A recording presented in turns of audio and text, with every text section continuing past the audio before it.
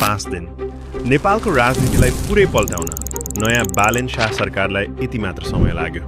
सत्ता सम्हालेको 1 हप्ता पनि नबित्दै यो प्रशासनले यस्ता कदमहरू चालेको छ जसले पुरै सिस्टमलाई हल्लाइदिएको छ। सुरु गरौँ पहिलो क्याबिनेट बैठकबाट। पहिलो निर्णय नै ऐतिहासिक थियो। गत वर्षको जेएनजी आन्दोलनको दमनबारे छानबिन गर्न बनेको कार्की कमिसनको रिपोर्टलाई तत्काल लागू गर्ने।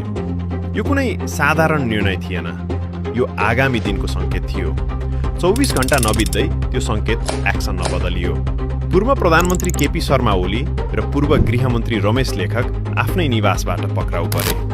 वर्षौंसम्म सत्तामा राज गरेका नेताहरू एकाएक हिरासतमा पुगे।